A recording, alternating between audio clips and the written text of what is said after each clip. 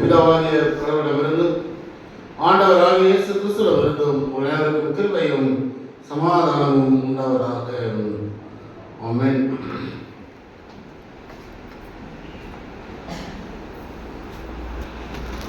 புதிய மாதத்தின் அதிகாலைகள் ஆராதனையிலே நாம் தியானிக்கும்படியாக கொடுக்கப்பட்டுள்ள திருமறை வசனம் நம் சற்று வாசிக்க கேட்ட உபாகமம் 31ஆம் அதிகாரம் 8ஆம் வசனம்.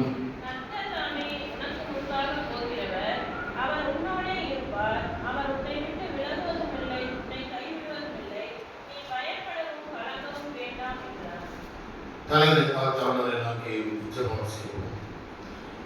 அன்பு நிறைந்த பரம தகப்பனே, உங்களுடைய காலங்கள் உங்களுடைய கருத்தில் இருக்கிறது என்பதை விசுவாசிக்கின்ற பிள்ளைகளாக தன்னை ஒரு புதிய நாளுக்காக ஒரு புதிய மாதத்திற்காக நாம் நன்றிகளை இருக்கிறோம்.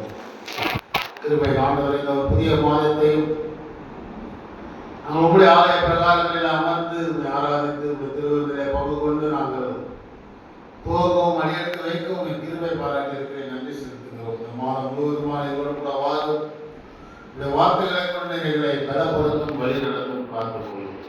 இந்த காரணங்களை தாழ்த்துகிறோம், அர்ப்பணிக்கிறோம். அன்பின் ஆண்டவர் இயேசு கிறிஸ்துவை ஜெபிக்கிறோம். ஜெபம் கேளும் நல்ல பிதாவே. ஆமென். ஆண்டவருக்குள் பிரியமான திருச்சபையினர், ஆண்டவராகிய இயேசு கிறிஸ்துவினுடைய பெயரால் அனைவரையும் வாழ்த்துகின்றேன், ஆசீர்வதிக்கிறேன். 2026ஆம் வருடத்தின் பாதியை நாம் கடந்த 6 மாதங்களை கடந்த இந்த 7வது மாதத்தையும் காணும்படியாக கடவுள் நமக்கு கிருபை செய்திருக்கிறார். இந்த புதிய மாதத்திலேயும் ஆண்டவர் உங்களோடு கூட இருந்து உங்களை வழி நடத்தவும் பாதுகாக்கவும் உங்களுடைய கையின் காரியங்களை வாய்க்கை செய்யவும் இருதயத்தின் எண்ணங்கள் யோசனைகளில் ஆண்டவருடைய சித்தத்தின்படி உங்களை வழி நடத்தவும் அவனுடைய திருப்பெயராலே வாழ்த்துகின்றேன், ஆசீர்வதிக்கின்றேன். இந்த மாதத்தின் முதல் நாளிலேயும் நமக்கு தரப்பட்டிருக்கிற வாக்குத்தத்த வார்த்தை நாம் வாசிக்க கேட்ட உபாகமம் 31ஆம் அதிகாரம் 8ஆம் வசனத்தின் அடிப்படையில் உன்னோடு இருந்து வழிகாட்டுகின்ற கடவுள் என்கின்ற ஒரு தலைப்பின் அடிப்படையிலே நமக்கு இந்த மாதத்தின் வாக்குத்தத்த வார்த்தை நம்முடைய திருச்சபையாலே நமக்கு வழங்கப்பட்டிருக்கிறது. உன்னோடு இருந்து உனக்கு வழி காட்டுகின்ற கடவுள். கிறிஸ்துவுக்குள் பிரியமானவர்களே, இஸ்ரவேல் மக்களை கடவுள் எகிப்தின் அடிமைத்தனங்களில் இருந்து விடுவித்து 40 ஆண்டு கால வனாந்தர பயணத்திற்கு பிறகு அவர்கள் கானானுக்குள்ளாக பிரவேசிக்கின்ற அந்த இடத்துல கடவுள் மோசேயோடு கூட பேசுகின்றார். நீ நான் உனக்கு சொல்லி இருந்த அந்த தேசத்திலே நீ பிரவேசிப்பதில்லை,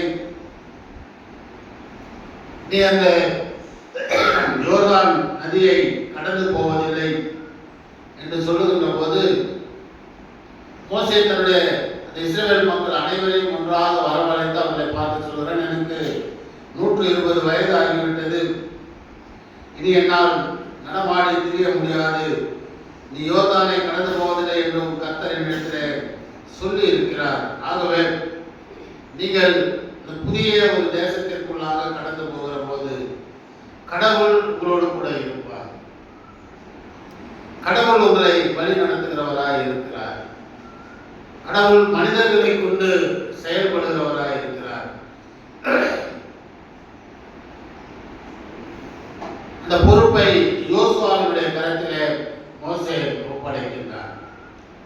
கிறிஸ்துவுக்குள் பிரியமானவர்களே, இந்த பகுதி இந்த வசனங்கள் நமக்கு சொல்லுகிற முதலாவது காரியம், கர்த்தர் உங்களோடு இருந்து உங்களை வழி நடத்துகிறார்.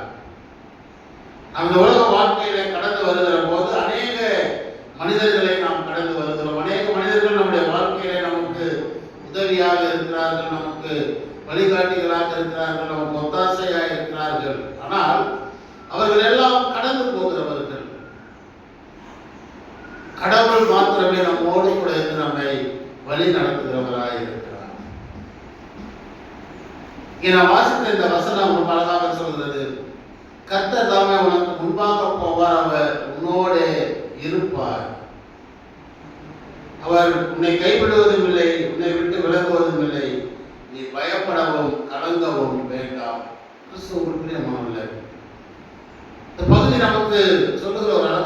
வார்த்தைகள் இந்த புதிய மாதத்தில் நம்மை வழி நடத்துகிற கடவுள் நம்மோடு கூட இருக்கிறார். நமக்கு வழி காட்டுகிற கடவுள் நம்மோடு கூட இருக்கிறார். நம்முடைய வழியை அறிந்த கடவுள் நம்மோடு கூட இருக்கிறார். இந்த மாதம் துவக்குகிறோம். இந்த மாதம் எப்படி இருக்கும் என்பது நமக்கு தெரியாது. நம்ம ஒவ்வொரு வருடமும் ஒவ்வொரு மாதமும் சொல்லுகிற ஒரு வார்த்தை இதுதான்.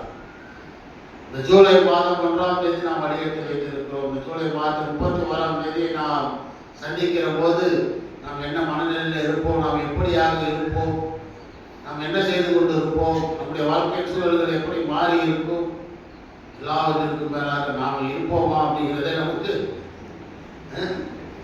இன்னைக்கு இருக்கிற உலக வாழ்க்கை. ஆனால் நமக்கு இருக்கிற விசுவாசம், நமக்கு இருக்கிற நம்பிக்கை, நம்முடைய வழியை அறிந்த கடவுள் நம்மோடு கூட இருக்கிறார். நம்மை வழி நடத்துகிற கடவுள் நம்மோடு கூட இருக்கிறார். மூன்றாவது ரொம்ப முக்கியமான காரியம், நமக்கு வழியை காட்டுகிற கடவுள் நம்மோடு கூட இருக்கிறார். மோசே செய்த காரியம் அதுதான். நான் இத்தனை 40 ஆண்டு காலம் நான் உங்களோடு கூட பயணித்து இருக்கிறேன், உங்களோடு கூட வந்திருக்கிறேன், இனி நான் உங்களோடு கூட வரப்போகுது. ஆனால் கர்த்தர் உங்களோடு கூட இருப்பார். கர்த்தர் உங்களோடு கூட இருப்பார். அவர் உங்களை வழி நடத்துவார். அவர் உங்களை விட்டு விலகுவதும் இல்லை, உங்களை கைவிடுவதும் இல்லை. ஆகவே நீங்கள் எதை குறித்தும் பயப்படவும் கலங்கவும் வேண்டாம். கிறிஸ்துவுக்குள் பிரியமானவர்களே, 31ஆம் வசனத்தின் அதிகாரத்தை நீங்கள் முழுவதுமாக வீட்டில் சென்று வாசிப்பார்கள் சொன்னால் 31ஆவது அதிகாரத்தை அவர் முடிக்கிற போது அவர் சொல்லுகிற வார்த்தைகள் வேறாக இருக்கு. ஏன்னு சொன்னால் இஸ்ரவேல் மக்களை அறிந்தவர். 40 ஆண்டு காலங்கள் மோசே அந்த இஸ்ரவேல் மக்களோடு கூட பயணித்தவர். அவருடைய மனநிலை அறிந்தவர். அவர்கள் எப்படியாக கடவுளுக்கும் அவர்களுக்குமான உறவு எப்படிப்பட்டதாக இருந்தது என்பதையெல்லாம் அவர் அறிந்தவராக இருந்ததினால அவர் உங்களை விட்டு விலகுவதும் இல்லை, உங்களை கைவிடுவதும் இல்லை, நீ பயப்படவும் கலங்கவும் வேண்டாம் என்று சொல்கிறானால் கடவுளோடு கூடிய உறவிலே நாம் உண்மையாக இருக்க வேண்டும். கடவுளோடு கூடிய நம்பிக்கையிலே நாம் உண்மையாய் உறுதியாய் இருக்க வேண்டும். நாம் எது வேணாலும் செய்யலாம், ஆனால் கடவுள் நம்ம கூட இருப்பாருங்கிறது கிடையாது. இது பழைய ஏற்பாட்டின் காலத்தில் என்று நான் பேசுகிறேன். புதிய ஏற்பாட்டின் காலத்திலே நமக்கு மன்னிப்பு உண்டு, எல்லாம் உண்டு. ஆனால் பழைய ஏற்பாட்டின் காலத்திலே கடவுள் அவர்களை ஒவ்வொரு நேரமும் ஒவ்வொரு சூழ்நிலைகளிலும்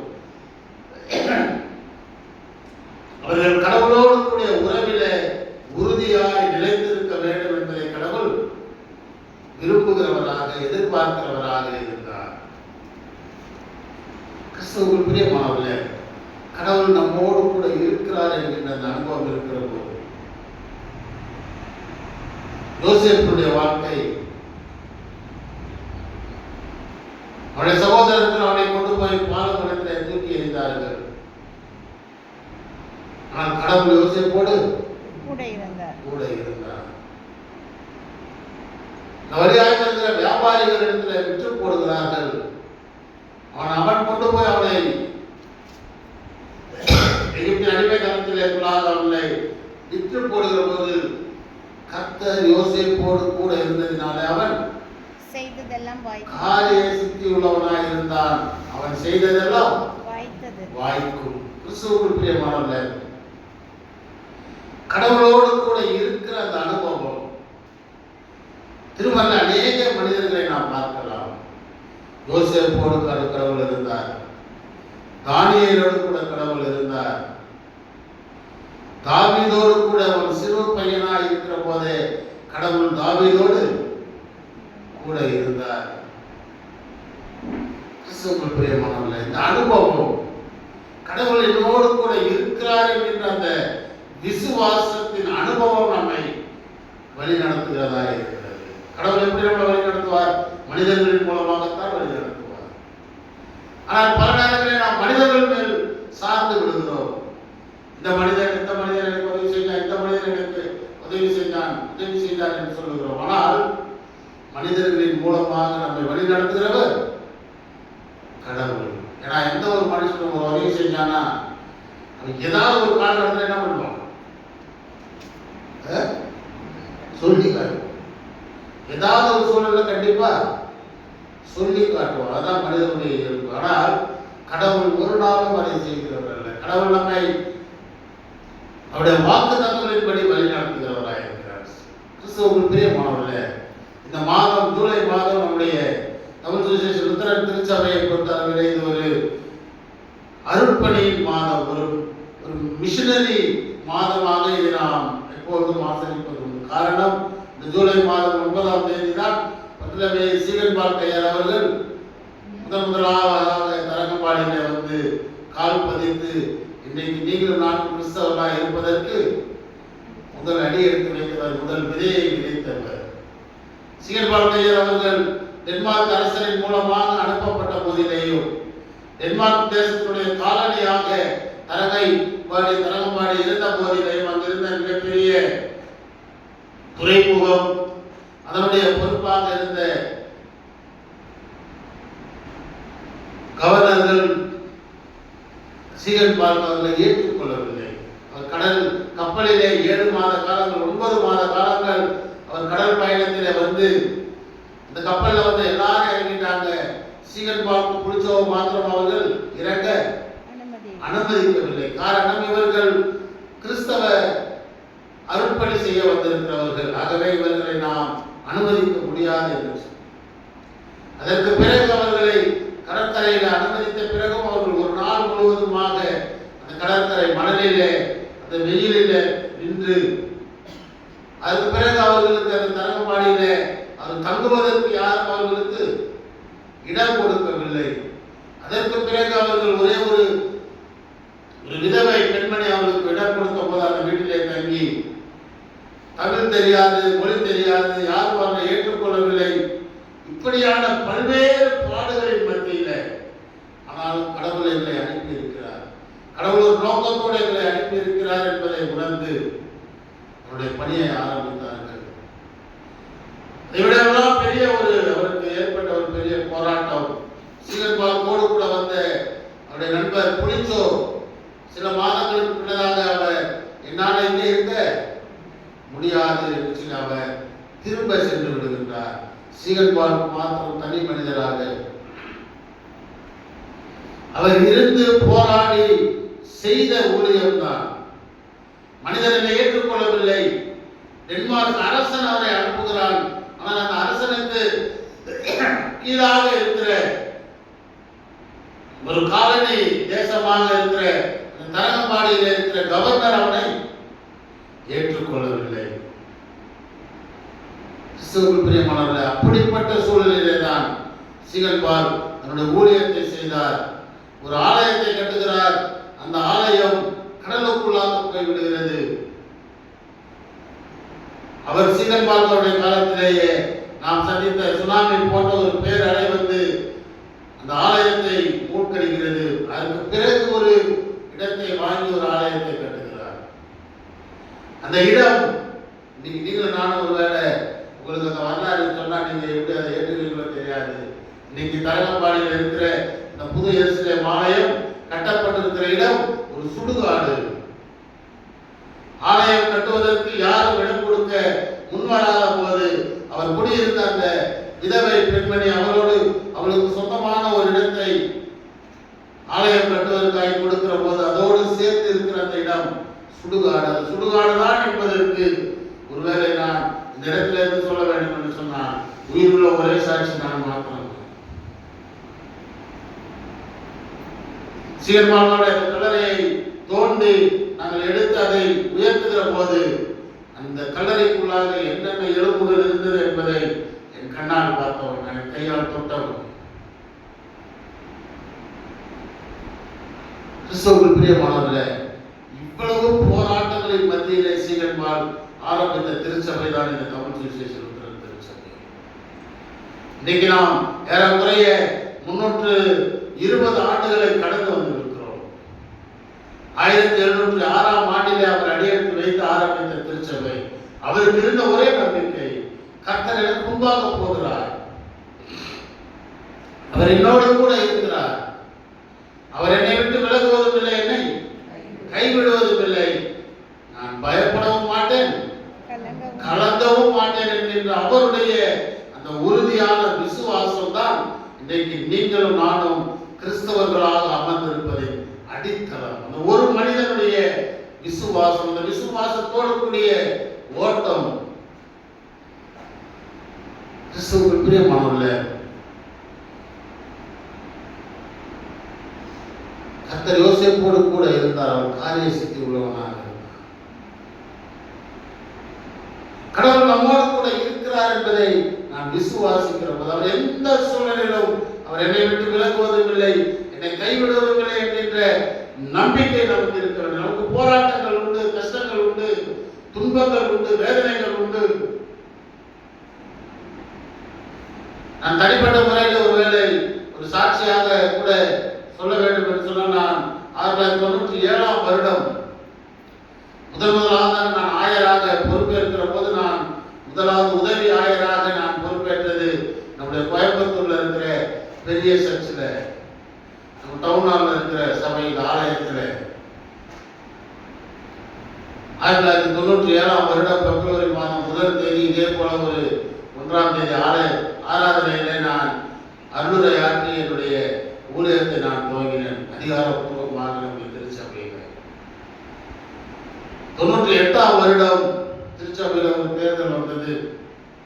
அந்த தேர்தல் சமயத்தில் அரசியல் ரீதியான காரியங்கள் எல்லாவற்றிலேயும் எனக்கு இருக்கிறவங்க எல்லாம் என் சொந்தக்காரங்க தான் சபையில் நிறைய பேர்.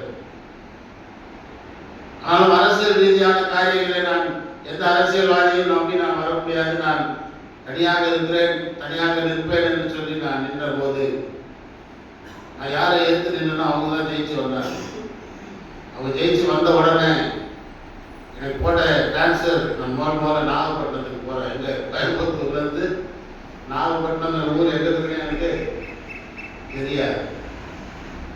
அதுக்கு பிறகு நான் வந்து விசாரிக்கிற போது எனக்கு சொன்னார்கள், இல்லை உங்களுக்கு ஈரோடு தான் போட்டாங்க டான்ஸரு, நீங்கள் நாகப்பட்டினம் போனீங்க அப்படின்னு. உனக்கு கேள்விப்பட்ட ஒரு வார்த்தைகள், இப்போது இங்கே இருந்து அரசியல்வாதிகள் மற்றவர்கள் எல்லாம் போய் அப்போது இருந்த அந்த தலைவர்களிடத்திலே பொறுப்பாளர்களிடத்திலே சொன்ன ஒரு வார்த்தை, இவர் இந்த மேற்கு மண்டலத்திலேயே இருக்கக்கூடாது, மேற்கு மண்டலத்திலே இவர் இருக்கக்கூடாது, இவரை நீங்கள் வேற எங்கேயாவது அனுப்புங்க அப்படின்னு சொல்லி. கிறிஸ்துவுக்கு பிரியமானவர்களே, நான் ஒரு ஆயராக பிரசங்கத்தில் என்று சொல்கிறேன், பெருமைக்காக சொல்லவில்லை.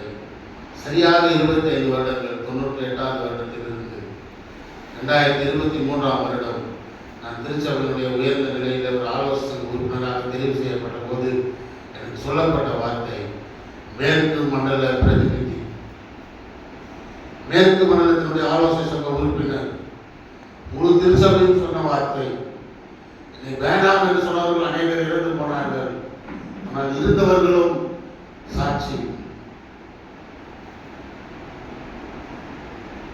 கிறிஸ்துவுக்குள் பிரியமானவர்களே, கடவுள் நம்மோடு கூட இருக்கிற போது, கடவுள் நம்மை வழி நடத்துகிற போது, கடவுளுடைய வார்த்தைகள் நம்மை வழி நடத்துகிற போது, இந்த விசுவாசம் நம்மை ஒரு நாளும் கைவிடாது. கிறிஸ்துவுக்குள் பிரியமானவர்களே, இந்த புதிய வார்த்தை நாம் அடியெடுத்து வைக்கிற போது கடவுள் நமக்கு தருகிற ஒரு அழகான வார்த்தை, கர்த்தர் உங்கள் முன்பாக போகிறார், கர்த்தர் உங்களோடு கூட இருக்கிறார், அவர் உங்களை விட்டு விலகுவதும் இல்லை, உங்களை கைவிடுவதும் இல்லை, நீ பயப்பட வேண்டாம், கலங்கவும் வேண்டாம் என்று சொல்கிறார். சீகன் பார்க்கருடைய இந்த விசுவாசம் நம்மை இன்றைக்கு கிறிஸ்தவர்களாக இந்த இடத்தில் அமர வைத்திருக்கிறது.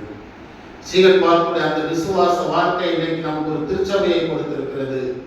சீகன் பார்க்கருடைய அந்த விசுவாச உறுதி இன்றைக்கு உங்களையும் என்னையும் ஒரு லுத்தரன் திருச்சபை என்று சொல்லுகிற மன தைரியத்தை நமக்கு தந்திருக்கிறது. எபிரேய நிருபத்தில் 13ஆம் அதிகாரம் 7ஆம் வசனத்தில் சொல்லுகிற வசனத்தின்படி, உங்களுக்கு கடவுளுடைய வசனத்தை போதித்து உங்களை வழி நடத்தினவருடைய முடிவை நன்றாய் சிந்தித்து அவர்களுடைய விசுவாசத்தை நீங்கள் காத்துக் கொள்ளுங்கள். கிறிஸ்துவுக்குள் பிரியமானவர்களே, இந்த மாதம் ஒரு அருட்செய்தியின் மாதம், ஒரு மிஷனரி மாதம். நாம் நம்முடைய தனிப்பட்ட வாழ்க்கையில கடவுள் என்னோடு கூட இருக்கிறார், கடவுள் என்னோடு வழி நடத்துகிறவராக இருக்கிறார் என்கின்ற அந்த விசுவாசத்தை ஏற்றுக்கொண்டவர்களாக, அந்த விசுவாசத்தின்படி வாழ்கிறவர்களாக நீங்கள் உங்கள் வாழ்க்கையில கடவுளோடு கூடிய உறவிலே நீங்கள் நிலைத்திருங்கள். கடவுளோடு கூடிய உறவு என்பது நம்முடைய வாழ்க்கையின் மூலமாக அது வெளிப்பட வேண்டும். நம்முடைய சாட்சிகளின் மூலமாக அது வெளிப்பட வேண்டும். புதிய மாதத்திலேயும் நீங்கள் நான் வழியெடுத்து வைக்கிற போது உங்களை வழி நடத்துகிற கடவுள், உங்களுக்கு வழிகாட்டுகிற கடவுள், உங்கள் வழியை அறிந்த கடவுள் உங்களோடு கூட வருகிறார். இந்த விசுவாசத்தை நீங்கள் காத்துக் கொள்ளுங்கள். உங்கள் வழியை அவர் தீர்மானிக்கிறவராயிருக்கிறார். புதிய மாதத்திலேயும் ஆண்டவர் அவருடைய வழியில உங்களை வழி நடத்தவும், அவர் காட்டுகிற வழியில நீங்கள் வழி நடக்கவும் உங்களோடு கூட இருந்து வழி நடத்தி போதித்து ஆசீர்வதித்து காப்பாராக. ஆமென். ஜெபம் செய்வோம். கிருபை ஆண்டவரே, உம்மை துதிக்கிறோம், ஸ்தோத்திரிக்கிறோம். இந்த நாளில் எங்களோடு கூட பேசின இந்த வார்த்தைகளுக்காக நன்றி செலுத்துகின்றோம். பரம தகப்பனே, மனிதர்கள் எங்களை கைவிடலாம், மனிதர்கள் எங்களை விட்டு விலகி போகலாம், மனிதர்கள் தாங்கள் செய்ததை சொல்லி காட்டலாம். ஆனால் எல்லா சூழ்நிலைகளையும் எங்களோடு கூட இருக்கிறவராக, எங்களை விட்டு விலகாதவராக, எங்களை கைவிடாதவராக, எங்களுக்கு முன்பாக இருக்கிற எல்லா சூழ்நிலைகளுக்கு மத்தியிலே நீ பயப்படவும் வேண்டாம், கலங்கவும் வேண்டாம் என்கின்ற தைரியத்தை தருகிறவராக நீ எங்களோடு கூட இருக்கிறீர். வழிகாட்டுகிறவராக, வழி நடத்துகிறவராக, உங்களுடைய வழியை அறிந்தவராக இருக்கிற உம்மிடத்திலே எங்களை தாழ்த்துகின்றோம், அர்ப்பணிக்கின்றோம். ஆண்டவர், இந்த புதிய மாதத்திலே நீங்கள் ஒவ்வொருவரையும் வழி நடத்து காத்துக்கொள்ளும் ஆசீர்வதியும். அன்பின் ஆண்டவர் இயேசு கிறிஸ்து வழியாக ஜெபிக்கிறோம். ஜெபம் கேளுங்க நல்ல பிதாவே.